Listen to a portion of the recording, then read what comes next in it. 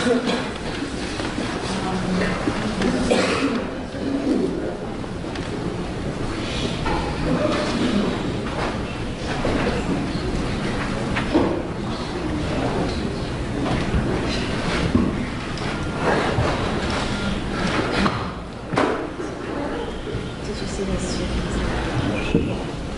didn't even know I had him, and then Rhonda Kotnick messaged me. So I told her we could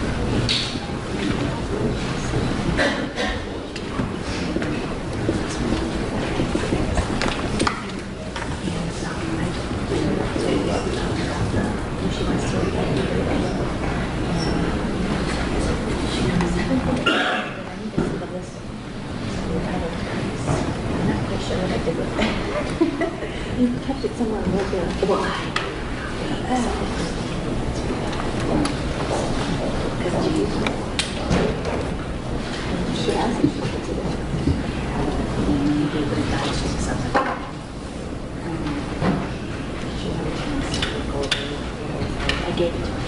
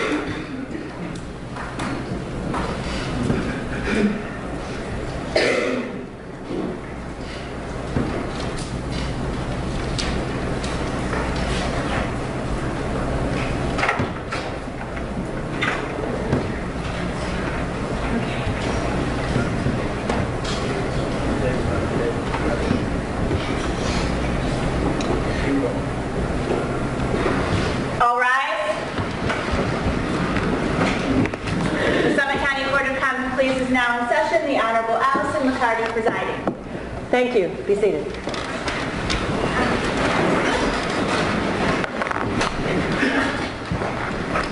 All right. We're here to proceed today with the sentencing of Mr. Ivory. And just for the record, the court needs to make a couple inquiries about merger issues before we get started.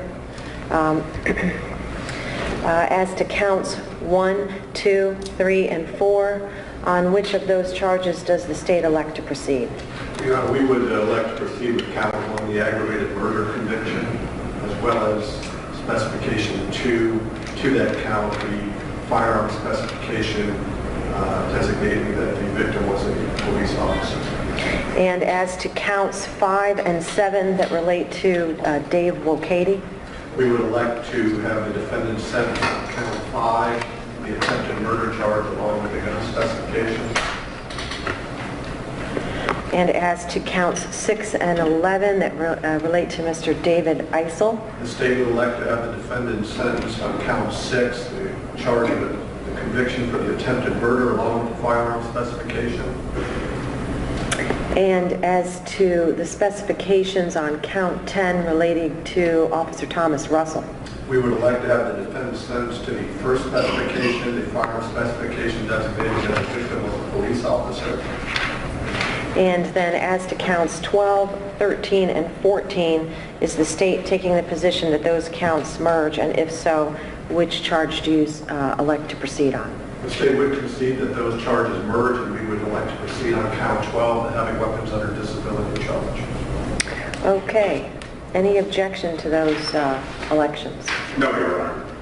What we would like, or request, is that all the counts merge because of time and place, and that the alternative that the court run these sentences concurrently.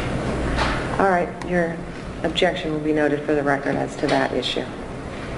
All right, the state's ready to hear from any friends, families, or co-workers, family members or co-workers of the victims of this case. Thank you, Your Honor. We have a number of people who are going to address the court. We are also going to, after they are finished speaking, there are 2 videos that we're going to play for the court. Okay, I'm going to ask that you have them step back to that lectern right there and remember to state their name, spell it, and speak into the microphone. Thank you.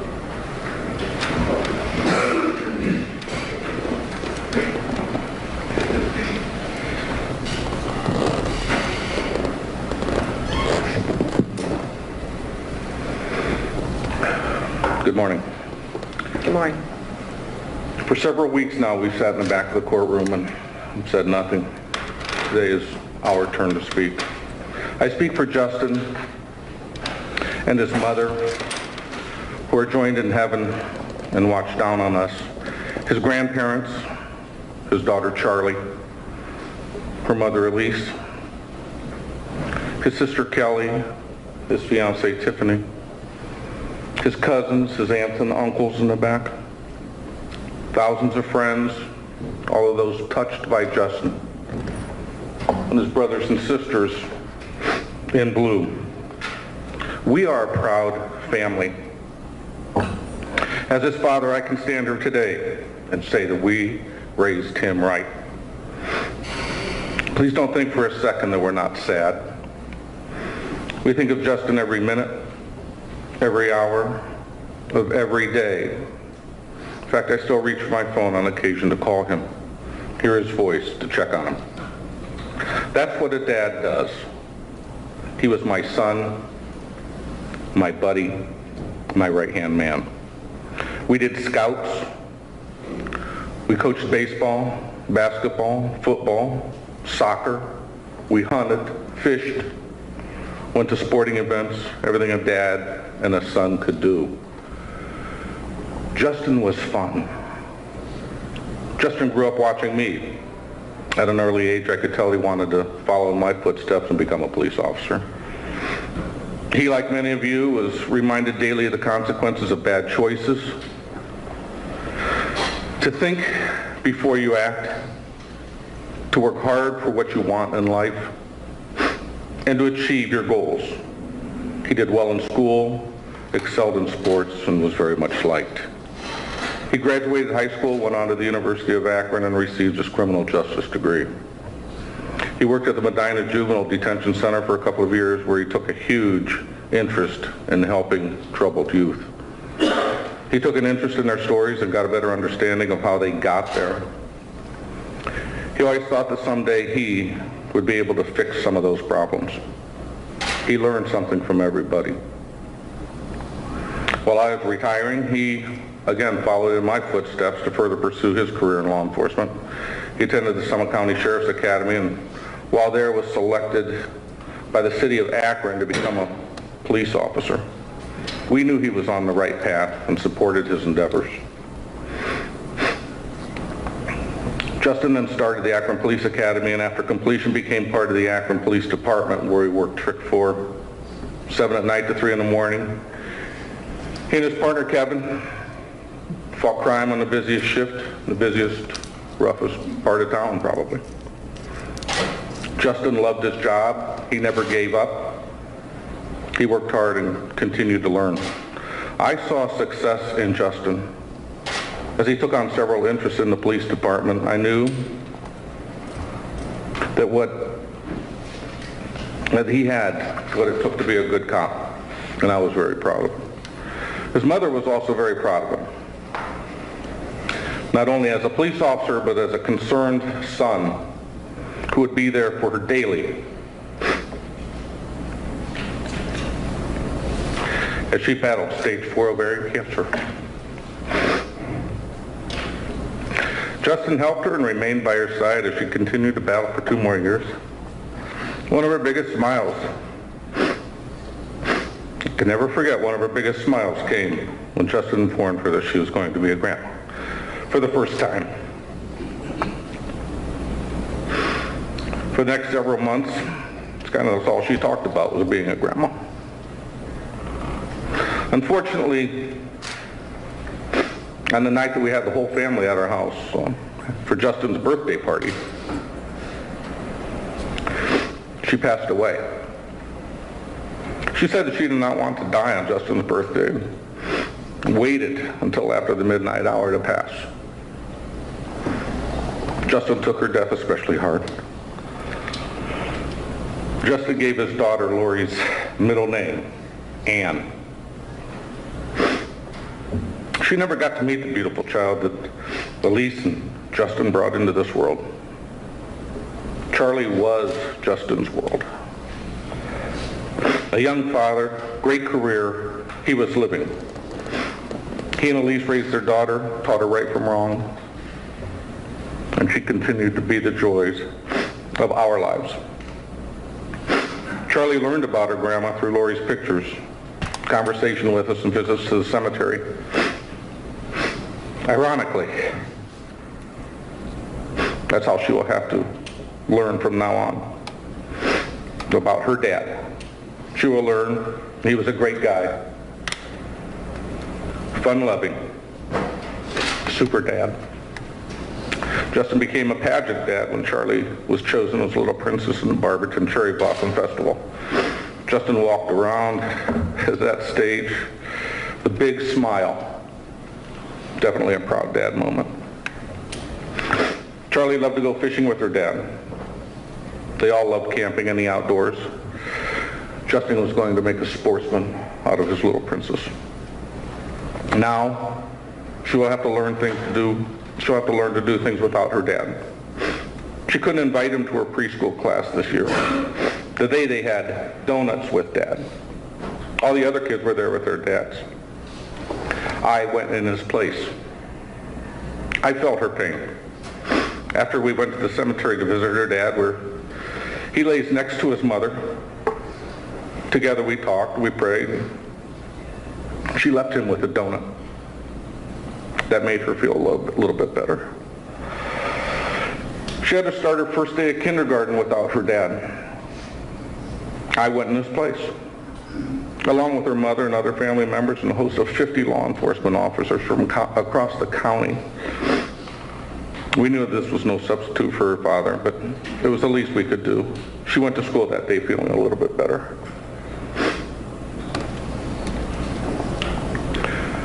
I couldn't even imagine what the rest of Charlie's life would be like without her dad. But obviously she's going to miss several things that a daughter will look to her father to help her through. Charlie will face many challenges ahead without her dad. She is 5. I will be there. Her mother will raise her along with all the other support that has been offered because someone wanted to do something because Justin is no longer with us. Kelly, my daughter, Justin's sister, will have to go through life without him. Justin was the big brother that gave her hugs when she needed them. He made her laugh when she was down. He was there for her and her family if he was ever needed. They were only 2 years apart. To me, that was the perfect age to raise 2 children. He was her rock. She relied on him many ways, many things. He was always there for her. But now all of that has changed. Tiffany, the person who lost a whole future with a man that she adored. Recently engaged, we attended their party as they planned their future. Justin called me from the Bahamas the night they proposed and informed me that she said yes. They planned their home to include a room for Charlie. They made a great couple and lived as a family when Charlie came over. Charlie was making preparations for a stepmom. Sadly, a few months later, we went from planning their wedding to planning his funeral.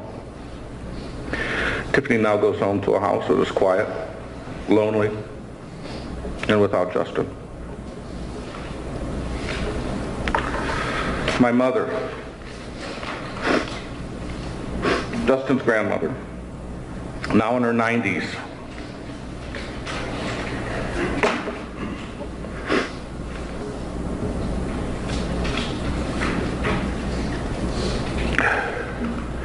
Prays constantly that we all get through this somehow. She calls me nearly every day to check on us. She was proud of her law enforcement family. My father was also proud to see another Weinbrenner in law enforcement. He instilled in us what his father instilled in him. My father, at nearly 90 years old, went to work that day, went out to dinner with my mother, and died of an aneurysm that evening. He was our foundation that Justin was built on. Justin left behind several relatives that will miss him, his warm heart, his charm, hundreds of friends that will miss his humor and smile, the brothers and sisters in blue that have come to be part of our family, to his latest patrol partner, also named Justin. They will have to pick up where 1301 is left off. For the Akron Police Department, great job on their investigation, the collection of evidence, the prosecutor's presentation, flawless. The jury's evaluation decisions, accepted. God was in our courtroom. In fact, his name was mentioned several times. Our laws are based on God's laws. Unfortunately, we're becoming a godless society. We as parents teach our kids to respect one another and respect our laws. Respectability, accountability, they're taught to us. Unfortunately, again, kids are not taught respect in the family. We show little respect for teachers and authority in the schools. Therefore, we'll have little or no respect for police and authority on the streets. This is what led us to where we are today. We need respect. We talked about good parenting. We're all born innocent. Parents need to not teach hate and prejudice. I pray for all the families involved in this tragedy, all of them.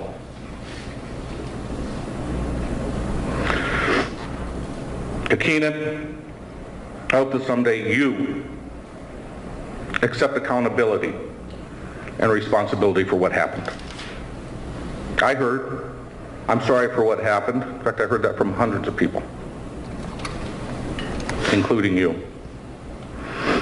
I heard that I hope God can see you through this.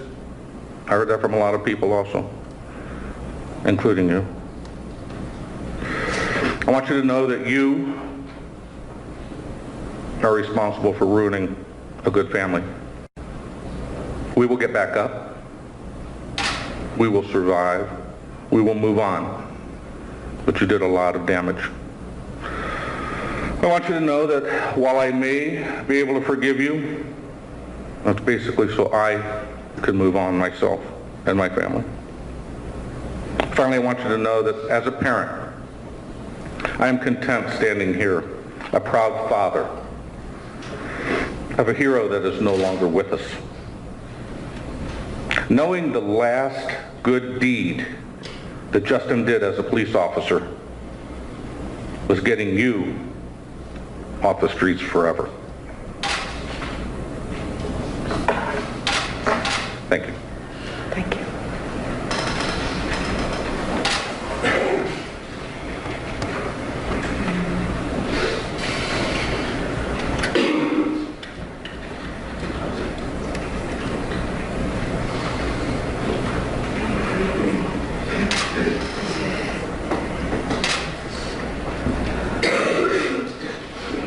Our victim advocate is going to read a letter, Your Honor, from a victim, Dave Volkane.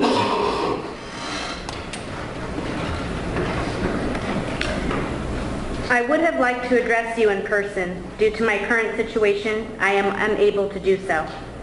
Ever since the fateful night of November 16th, my life has not been the same. That night I lost a friend as well as had many other innocent friends' lives negatively impacted by your senseless shooting spree. As a result of being shot, I have no feeling in my left arm, and I'm not sure I ever will. My sleep is adversely affected as I wake up in cold sweats and often have nightmares. My body is riddled with reminders of your selfless act. Because of people like you, my awareness of my surroundings is much more acute, but it shouldn't have to be that way. I was fortunate to not be taken from friends and loved ones, whereas Justin didn't have that chance. His daughter has to live without a father, his father has to live without a son, and his sister has to live without her brother. Justin would have never chose for his family to have to live with this pain. Because of your ill regard for human life, his was taken too soon from this earth. As a result of your poor choices you made November 16, 2014, you prevented yourself from being a father that could have been a positive part of your son's life. Your son will never have the experience of having his dad watch him play football, see him go to prom, graduate, and get married. He will always carry the stigma around of having a father in prison for murder. You didn't care enough about your own parents or family either. The grief and pain you are causing them as you drag their name through the mud. They'll always be known as the parents of a cop killer. Perhaps you should have learned a lesson from your brother's murder and went in a different, more positive direction. Instead, you chose to break laws and remain a menace to society. What sort of justice would you have wanted had your brother's murderer been on the stand? For the rest of your days, you will be a drain on hardworking taxpayers and your family. But remember, you chose this path for your future. I hope in prison you find God and pray to Him that your son doesn't turn out to be anything like you. God listens. Thank you.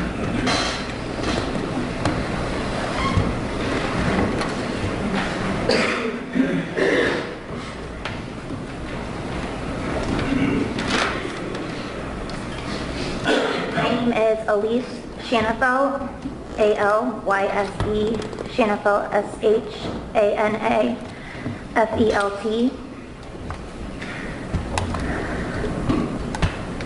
I am the mother of Charlie Ann Weinbrenner.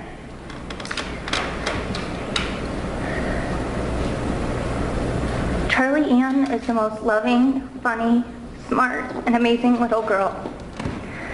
Some of the most wonderful traits she possesses are those Justin instilled in her. They both can light up a room at the very moment they walk through the door. They both have that inviting smile and laid-back personality that welcomes everyone around them. People want to be around them and be their friend. Charlie and Justin both cherished each and every moment they spent together. Justin was the most amazing father. From the day she was born, she had him wrapped around her finger. Justin was very adamant that Charlie would grow up to be a very polite and respectful little girl.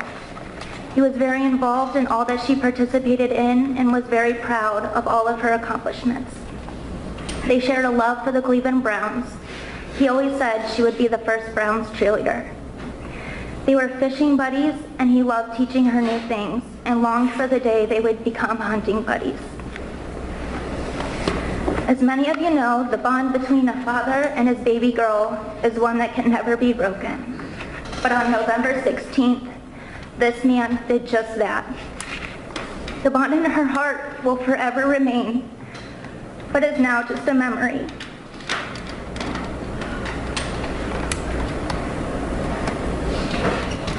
It is amazing to me, at only 5 years old, how vivid her memory of the short 4 years she got to spend with Justin continue to be. It is absolutely impossible to describe the moment when you have to tell and explain to your child that her biggest hero is gone.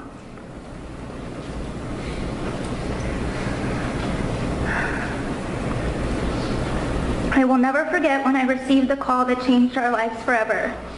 I felt every emotion possible: devastation, shock, anger, and confusion. But most of all, a question I replayed and replayed is, what do I say to that little girl sound asleep? How? Why her? What kind of monster could do this to her daddy? I sat next to her bed staring at our beautiful, innocent little girl, knowing I would have to deliver news that no child should ever have to face.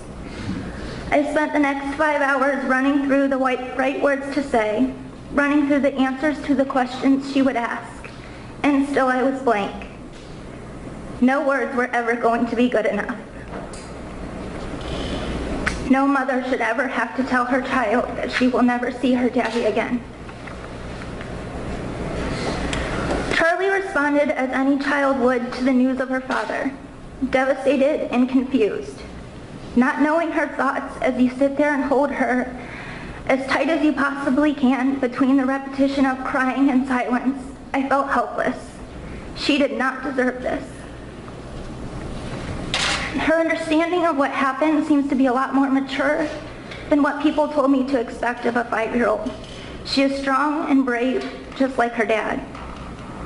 When being faced with questions from other innocent young children about her dad, she holds her head high and responds, "My dad is a hero and he is in heaven with Grandma Lori." Although I can see the hurt and pain she is feeling when she sees other children interacting with their fathers, she stands strong and confident that her daddy is a hero and her guardian angel. Charlie speaks about Justin every day, whether it be, "I miss Daddy," "Mommy, do you remember when me and Daddy did this?" or even asking to look at pictures of him. We encourage her to speak her memories of him and remind her, although he is gone, he is never forgotten. Being asked to put all this into words is more than difficult. There again are no words to describe how this has fully impacted our life. Even with an outstanding support system, knowing that I no longer have Justin to help parent Charlie is overwhelming. We co-parented so well together. Things that I then thought were little and simple things like taking her to cheerleading practices are emotional and heart-wrenching for me. Justin loved watching Charlie cheer. She was his rising star, as he would put it. Her first day of kindergarten, as if it is not already emotional time, was even more emotional knowing Justin is not there to walk her into class. He will not be here for her graduation. He will not be here for her father-daughter dances, her first boyfriend, college, and he will not be here to walk her down the aisle. All those moments she will wish her daddy was here. Nothing will ever be able to replace the hole in our hearts or bring Justin back. The courts have asked for the statements of the impact this has had on us. And every time my daughter Charlie sees your picture, she says, "That's the bad guy that killed my daddy." To me, you are just a coward, a senseless monster that took the most loving father, son, fiance, brother, and friend away from us. Thank you. Thank you.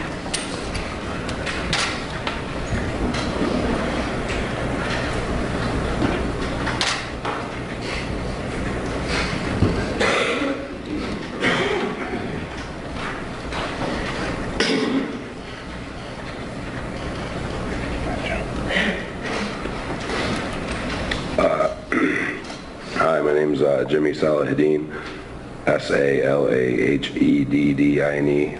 Justin was a very good friend of mine. Keenan Ivory, I hate saying your name with a passion.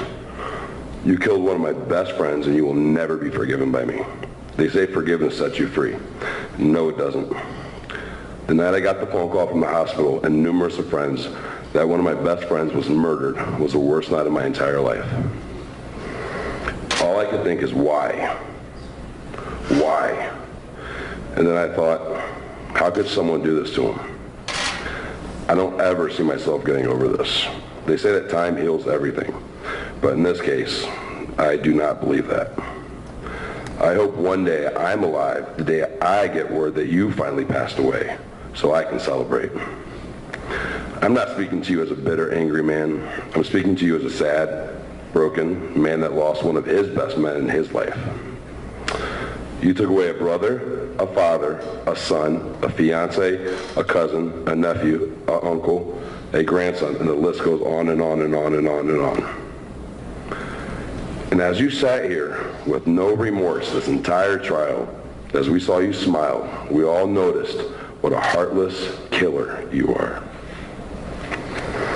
Your rap sheet alone, prior to November 16th, showed your true character and spoke for itself. I truly hope the memory of Justin's face jumping on top of you that night will haunt you every single day for the rest of your life and your afterlife. I want to personally thank the prosecutors, John and Jenny, and also Detective Licky. You all did an excellent job proving beyond a reasonable doubt that Keenan Ivory maliciously intended to kill Justin Weinbrenner that night. But it's not your fault that screwed up. I think the jury did. May God rest your soul, Justin Weinbrenner. Thank you. Thank you.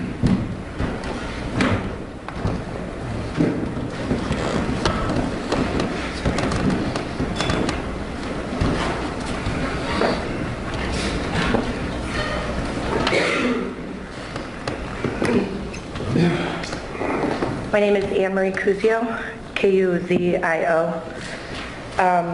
First, I would like to thank you, Jenny, John, and Detective Licky for all your hard work during this trial. I'm here today to try to give myself some closure from this terrible situation that occurred almost 1 year ago. You, Keenan Ivory, have forever changed my life and many others. What you did that night was senseless and uncalled for. The amount of people affected by this tragedy is overwhelming.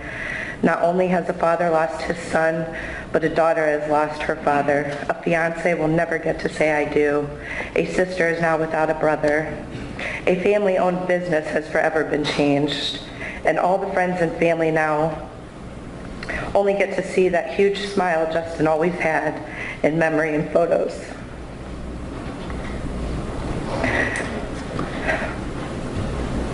There isn't one day that goes by that horrific night isn't on my mind. It's hard to go anywhere without having worries this could happen again.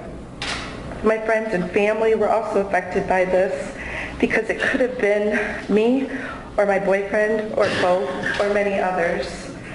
I never knew what the sound of a gun sounded like, but now just hearing a balloon pop brings back that awful night. The days will somewhat get easier, but the pain you inflicted on so many people will never go away. Even though Justin is not here, he is and will always be our hero. Thank you. Thank you.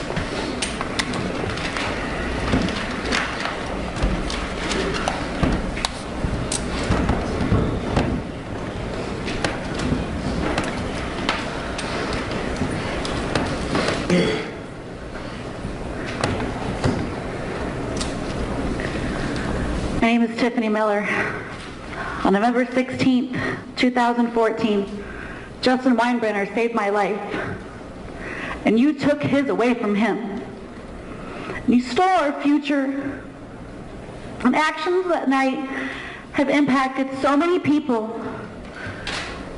I'd like to take a few minutes not to apologize for you, but because of you. You took away the greatest man I've ever known, and for that I hope that you are taken too. I'd like to start with some members of the Weinbrenner family. I'd like to say, Rob, I'm very sorry that you lost your only son. And Kelly, that I'm so sorry that you lost your big brother. Elise, I'm so sorry that you have to be a single parent, raising such a precious little girl all alone. She doesn't deserve that. And Charlie, to lose the most important man in her life, to lose her father. You took away Justin's life, his smile, the light, and his future. The selfish act that you committed, you thought of no one but yourself. I'd like to apologize to everyone who was shot that dreadful night at Papa Don's pub. To Dave Mulcahy, to Dave Eisel, to Tom Russell, to Michael Capes, and to Jennifer Imhoff. And I'm so sorry to all of my staff, but I'm so proud that they acted so bravely in those moments after the shooting. I'm sorry to all the victims that were in that bar.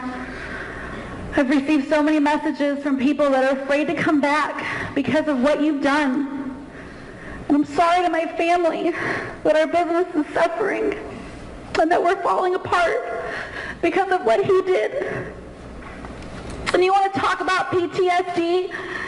You put yourself in situations to be robbed at gunpoint. I never asked, not one day, to see 5 people get shot in front of me. I never asked to see the blood all over the floor and to hear their screams ringing out. I never asked to lay next to my dying fiance. So your argument means nothing of PTSD.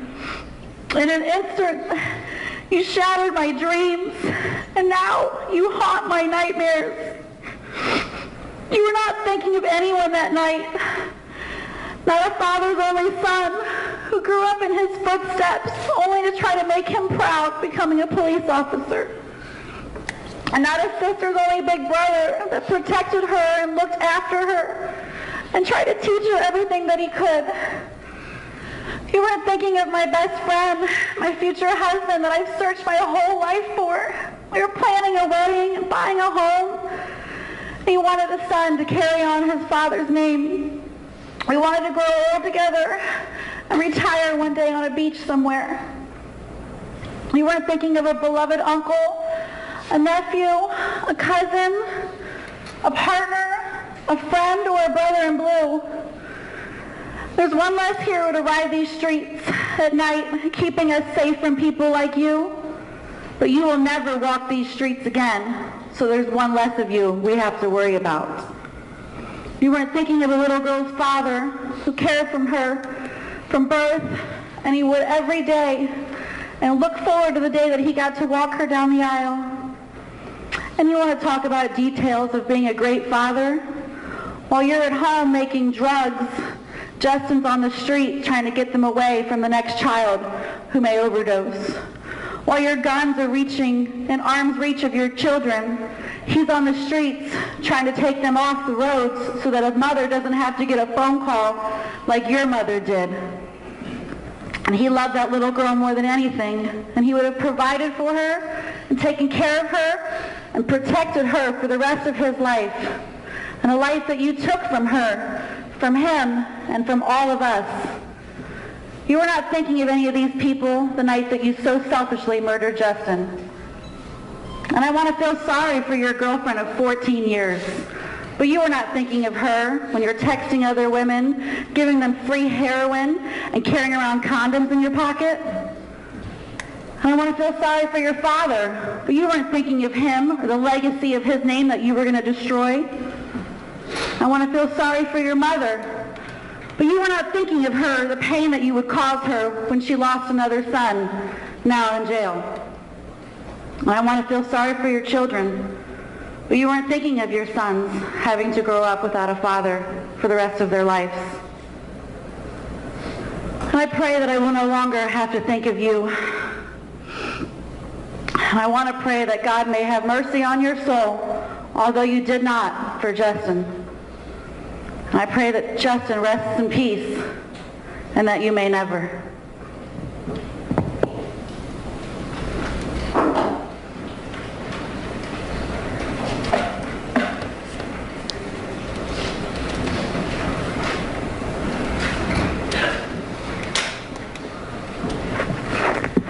My name is Crystal Cianciola, C-I-A-N-C-I-O-L-A, and I am the girlfriend of Rob Weinbrenner. I hadn't planned to speak today.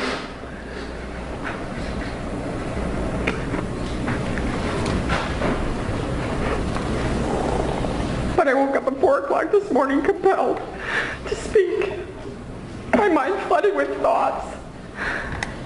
I never had the privilege of meeting Lori Weinbrenner, but I've heard very much about her, and together she and Rob raised 2 terrific kids, Justin and Kelly. Their family is strong and resolute, and they stay together, they support each other, and it's been a blessing for me to be in this circle. I've spent virtually every day with Rob since this tragic incident, a phone call no parent ever wants to receive. But I can tell you that I have not seen hate, seeking of revenge. There has been pain, there has been sadness, there has been sorrow, but no hate, no revenge, just seeking of justice. Through all these proceedings, they've been very painful, very difficult days. There's been no reaction, no riots on the street, no negative comments. This speaks to who this family is, the core of them, and the core of Justin, who he was and will always be to those that knew and loved him. Perhaps this event is a catalyst for change in our laws. Why are criminals not more concerned about consequences? Would deeper consequences equal less criminals? Who will be bumped from our overcrowded jails for this life sentence? Will someone else be victimized? Perhaps one of us in this room.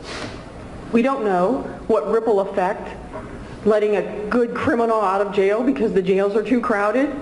Who will that affect? Why are defense attorneys able to make statements they know will be stricken from the record without sanctions or penalties? Why can't victims speak to juries for their pleas and their photos? Why did the family have to wait just to speak to the court, not being able to speak to the jury? We're supposed to be fair and impartial without considering sympathy or empathy when making decisions.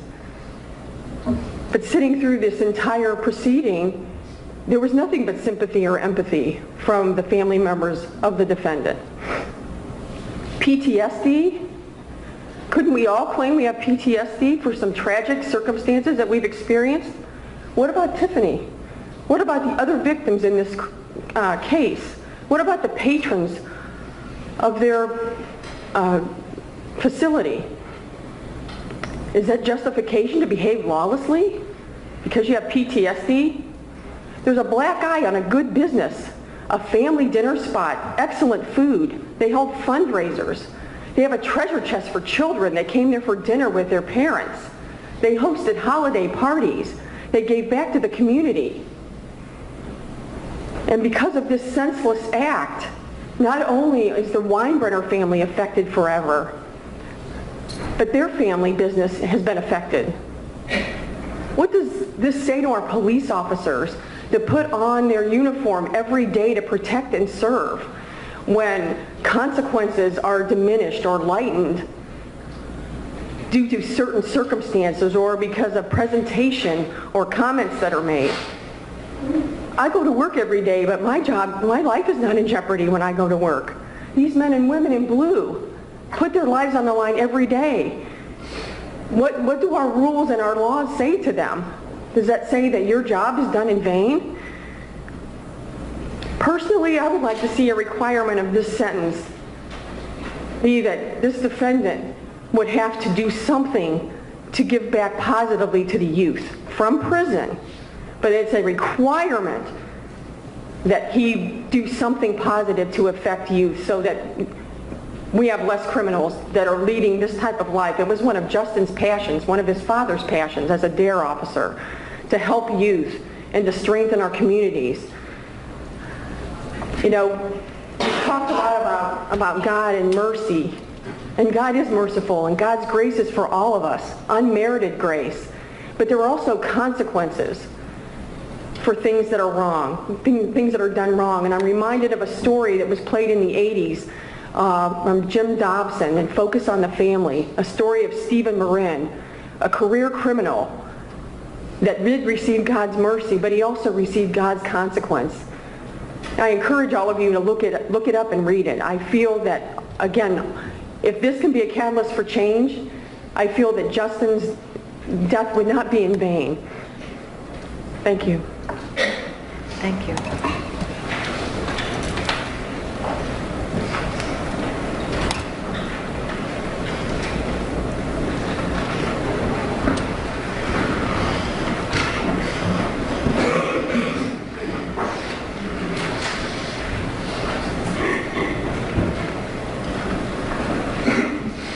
I'm Justin Morris, M-O-R-R-I-S, Akron Police Department.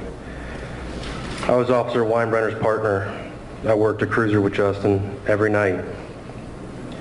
I witnessed the positive impact that he had on the streets of Akron. Justin was an outstanding police officer and the best partner you could ask for. He had a great sense of humor and always made me laugh.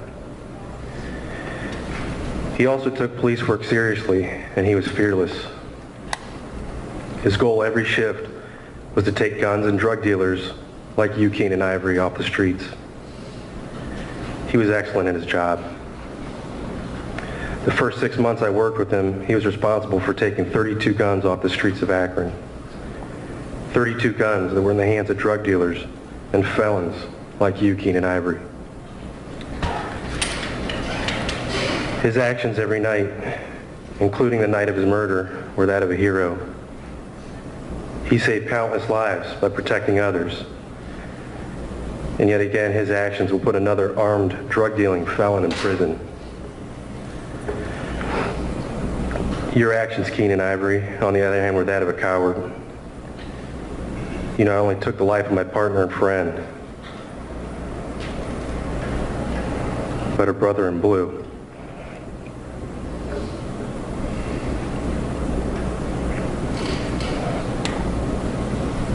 Your crime affected every officer on this police department. I've spoken to several officers who were on scene that night, who witnessed Justin's laying there in the parking lot dying. Officers who tried CPR and just had to sit there and watch their brother in blue die. Those images will scar those officers for life.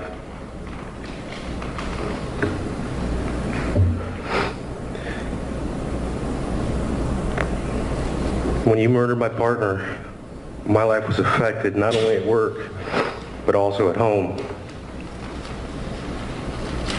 I shared many great times with Justin, on duty and off duty. We went on vacations with our children together. I got to witness who he was as a friend and a father. Because of you, Charlie's dad won't take her on another vacation. Because you murdered him, he wasn't there to witness her first day at school.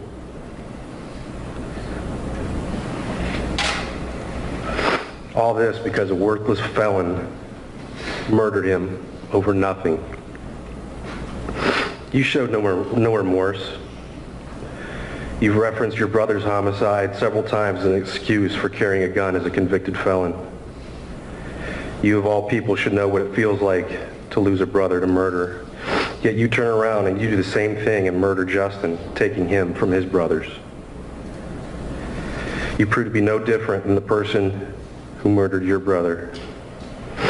You had several chances to fix your life, get a job, and be a productive member of society. But you chose to be a coward who carried a gun and deals drugs. You chose to be a murderer.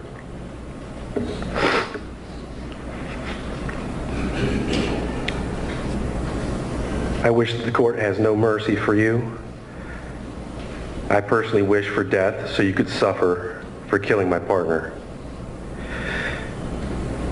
It was only fitting during your last seconds of freedom that you were introduced to Justin's favorite canine, Bronson.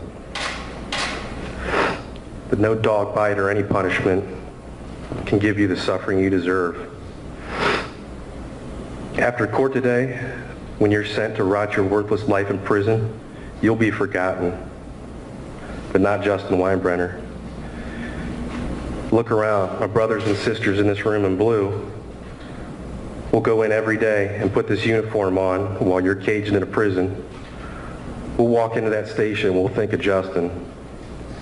Not how he died, but how he lived. I'll miss my partner every day.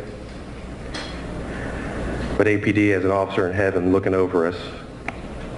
That officer is Justin Weinbrenner, ID 1301. You'll remember his name. Thank you.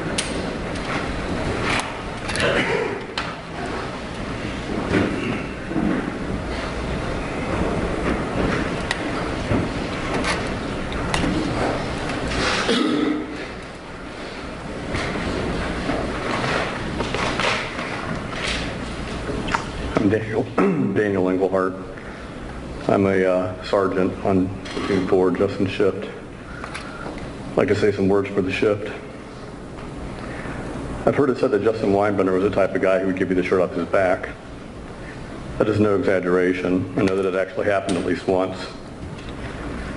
Selflessness was just one of the many qualities that made Justin an outstanding officer. Justin wore a smile everywhere he went, even to work on platoon 4. Everyone loved Justin. I was off the night that Justin was murdered. That morning I woke up and learned that Justin was dead.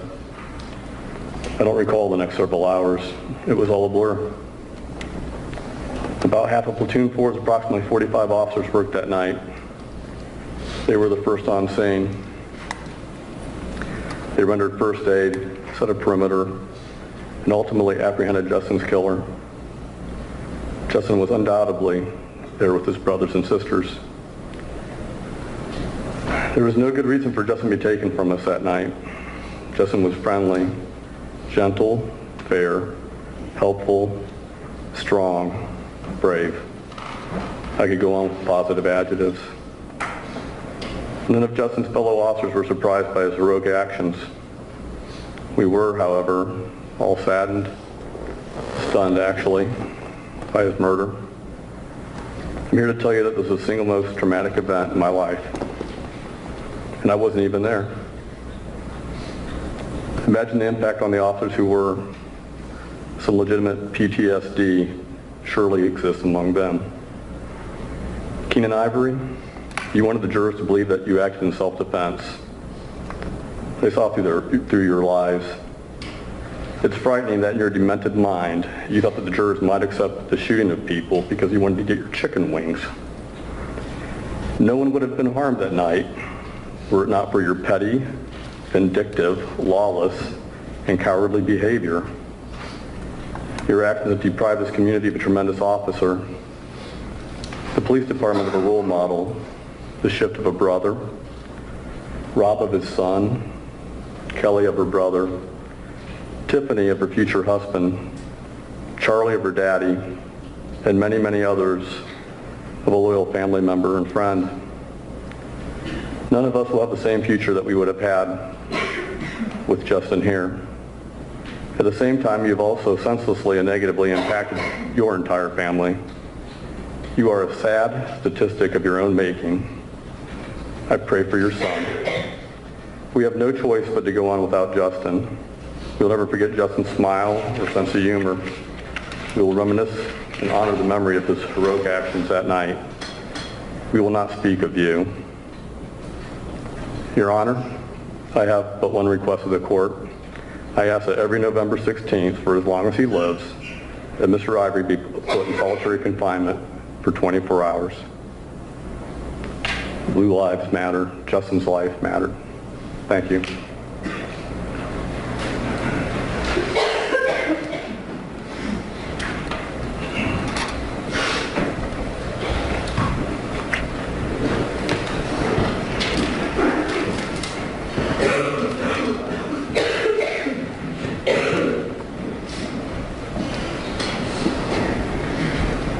My name's Russ Holly. I'm Justin's uncle. I grew up with him when I was little, or when I was in junior high and high school growing up when he was little. I did a lot of stuff with him, hanging out with him and fishing. That night, I was ready to go to Papa Don's, and I got a phone call from a friend from Florida, and she said her mom's boyfriend was dying in hospice. So I stayed home and talked to her that night to keep her comfort. Otherwise, I would have been there that night and I would have took the bullet for Justin. I pray God for all of us to get through this and to hope that it'll end quick. Thank you, Jen and John and Detective and the men in blue for catching him. Thank you.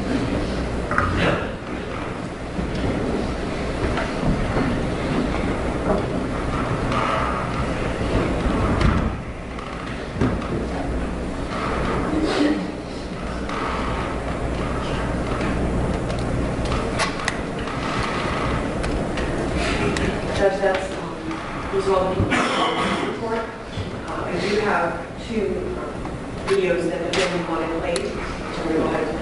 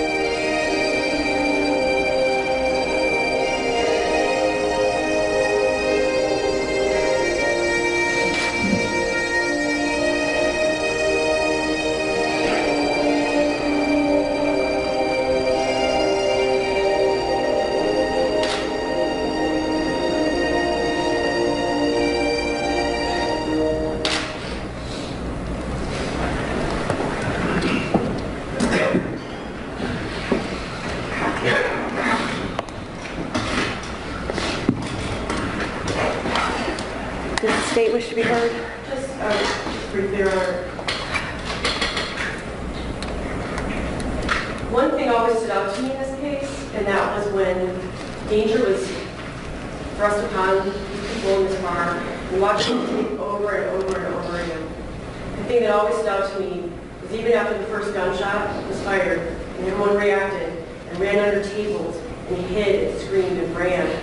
Justin, he ran towards the danger. And today I think this was our finally family's time and our time to honor Justin and to have justice be served. I think he will always be, will never forgotten, will be remembered for his service and his sacrifice and for the impact he made on each and every life that he touched. Thank you, Ms. Shrike. All right, will the defendant come forward?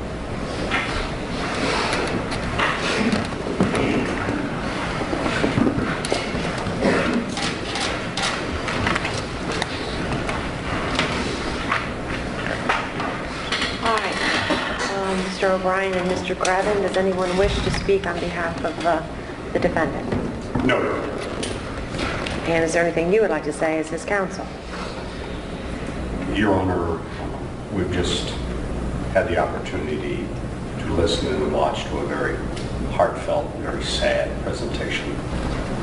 And Mr. Gravin and I, from the very start, as did Keenan, also felt for the Weinberger family. So with that, Your Honor, we would ask the court now to inquire Mr. Ivory if he had anything to say, and then pass sentence. Mr. Ivory, is there anything you would like to say? I'd like to apologize again. It was never intentional or like that. I was scared. Sorry this happened. Continue to keep praying, you know, God touch their hearts, help them do this, and keep praying for my family also. I'm sorry. Well, Mr. Ivory, you know you've been tried and convicted by a jury of aggravated murder and numerous other charges, including the attempted murder and felonious assault of others. You do have the right to appeal your convictions. If you cannot afford an attorney, one will be appointed for you. This appeal must be filed within 30 days of the date of the filing of your sentencing journal entry. The court finds you to be indigent based upon your personal present circumstances, and I will appoint an experienced appellate lawyer for you. That lawyer would be different from your defense counsel. That lawyer will review your case and handle the appeal, as is the normal procedure, that we put someone different to review the case. That is if you wish to appeal. Do you wish to appeal your convictions, and if so, do you wish the court to appoint a lawyer for you? Yes, sir. You will be given credit for all the Summit and Medina County jail time that you have served in this case, which according to the court's calculations, and I will double check that number, but I believe it to be 346 days. You will pay the costs of this action. Even though you are indigent, I am aware that while incarcerated, you will be paid a small stipend from the state of Ohio. I hereby enter judgment as to all costs owed in this matter, excluding attorney's fees, but I will order that those costs are not to be collected at a rate greater than $5 per month until satisfied. I do have to notify you of the issue of post-release control as to the charges other than the aggravated murder, so I'm going to do that now. As to the felonies of the first degree, which are the attempted murder charges and the felonious assault of a police officer, there is something called post-release control that if you were ever to be released, and I realize in light of your sentence that this may seem to be nonsensical, but the court is required to give this instruction. If you were to ever be released, you would serve 5 years of mandatory post-release control on those charges. As to the felonious assault charge, you would face this, that are the felony of the second degree, you would face 3 years of mandatory post-release control. As to the weapon under disability charge and the illegal possession of a firearm in a liquor permit premises, you would serve 3 years of mandatory post-release control. And as to the carrying concealed weapon charge, you would serve 3 years of optional post-release control.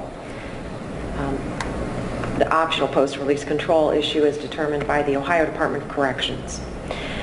If all of that were to somehow happen, which obviously doesn't seem likely, the court has to instruct you that if you were to be released and you were to violate any post-release control that you were to be placed on, you could potentially be sanctioned and have to return to prison and serve up to half of your sentences on those different charges as a part of that sanction. Do you understand that issue? Yes. All right. Well, the court has heard all of the evidence presented in this trial. I find that consecutive sentences are necessary in this case to properly punish you, the offender. You killed someone and you wounded numerous others. Consecutive sentences are not disproportionate to the seriousness of your conduct and to the danger you pose to the public. Your supposed provocation for this crime was non-existent and brought on by your own cowardice, ego, and sense of self-importance. For such a violent act to occur with no warning, after no provocation, save being asked to leave a private establishment, shows the danger that you could pose to society if you would ever go free. I also particularly find, pursuant to Revised Code Section 2929.14CB, that at least 2 of these offenses were committed as part of a course of conduct, and the harm caused by 2 or more of these multiple offenses was so great and unusual that no single prison term for any of the offenses committed as part of this course of conduct adequately reflects the seriousness of your actions.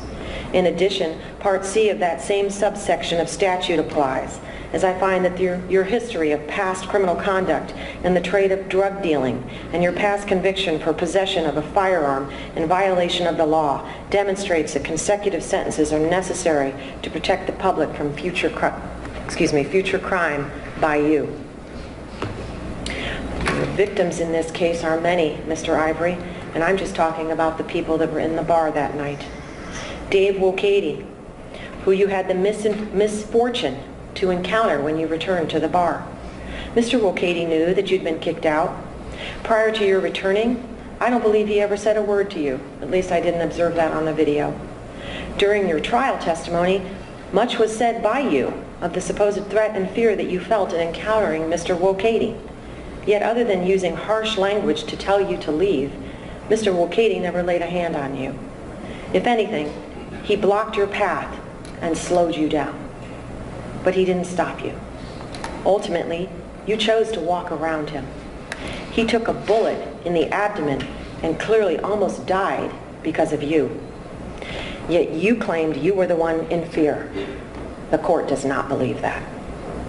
Miss Imhoff, having a good time, minding her own business, and yet she was shot through the arm, and also, to her horror, saw her friend Dave fallen on the ground, bleeding everywhere.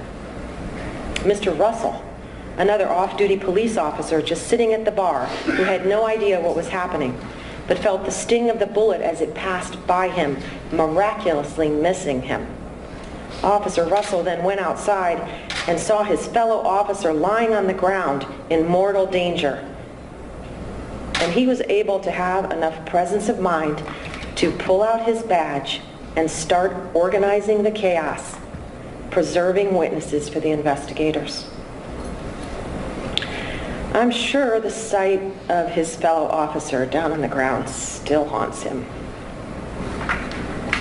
Mr. Capes sent me a letter. He did not wish to have it read out loud. How eerie it was to watch the video and see Mr. Capes and his girlfriend enter the bar mere seconds before the shooting. And instantly is hit in the foot and cannot walk or move. Not fully healed 11 months later, we saw him limp as he walked up to this jury, or to this witness box to testify. David Eisel, we saw the bullet hole that ripped through his windbreaker, right over his heart, miraculously not hitting his body as he threw himself into the path of that bullet, along with Justin Weinbrenner. So someone must have plans for Mr. Wolcady, Miss Imhoff. Mr. Keeps, Officer Russell, and Mr. Eisel, because they had a brush with death that night and each was spared. One was not. You ripped a man away from this society and you took a devoted son and brother, a proud and caring father, a loving husband-to-be, a loyal friend, a proud public servant, and a police officer. And by all accounts, a great police officer. I have been part of the justice system for many years, 28 to be exact. I have been involved in my fair share of murder cases as an attorney and as a judge.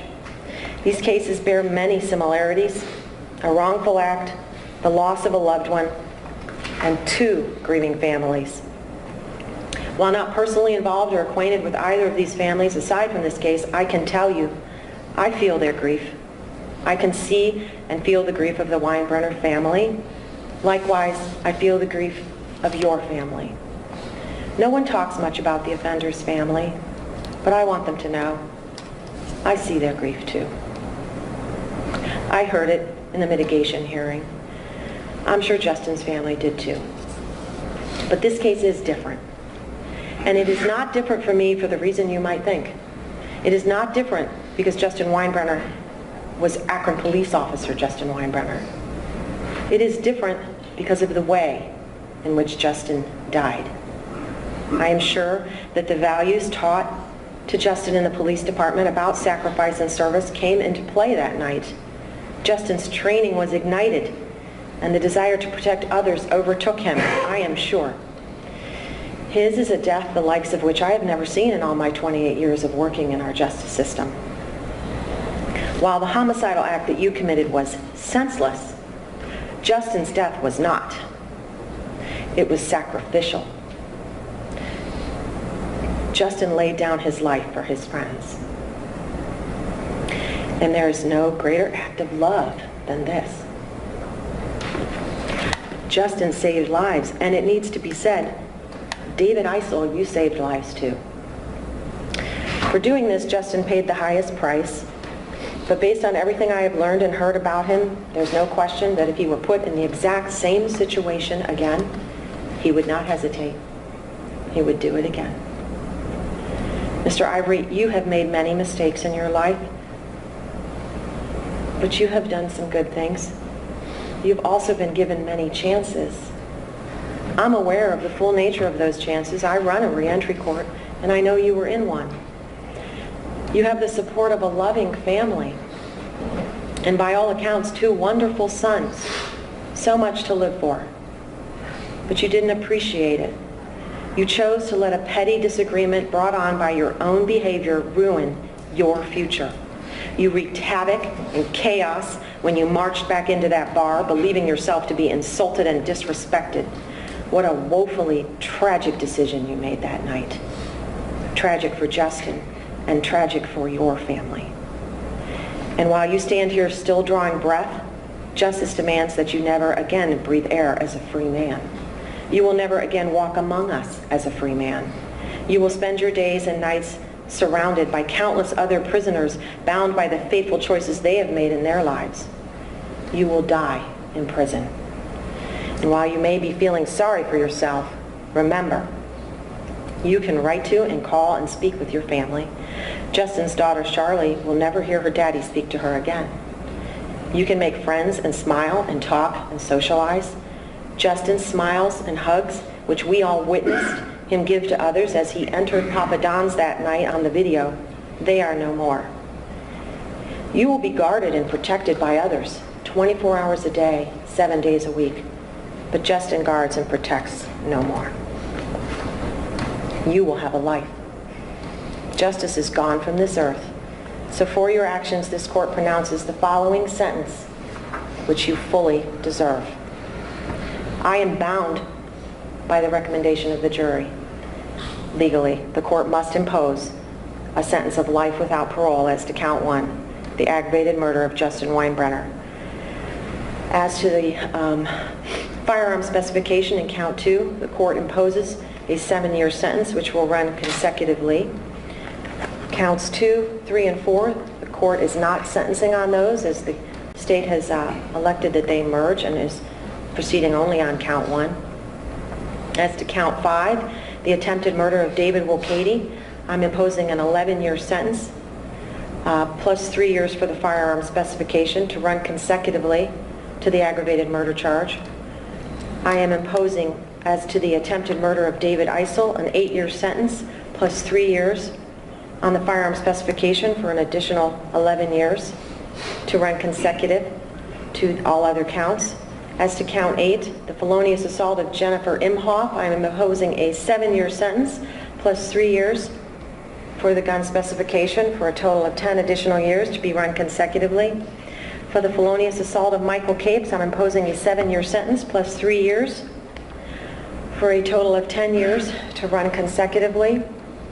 For the felonious assault of Thomas Russell, I'm imposing a 3-year sentence plus 7 years for the gun specification for firing a gun at a peace officer for an additional 10 years to run consecutively. I find that the other firearm specification in that count merges. And as to count 12, the having a weapon while under disability, a felony of the 3rd degree, I am imposing a 3-year sentence, which I am running consecutively to all other counts. And counts 13 and 14 I find merge, and count 15 is the count that you were found not guilty of by the jury. That is a final sentence of life without parole plus 65 years. We are concluded. My sympathies with both families. Your Honor, for the record, note our objections to the consecutive sentences. It's noted. Thank you. We're going to go ahead and put this one up. You can remove the definer.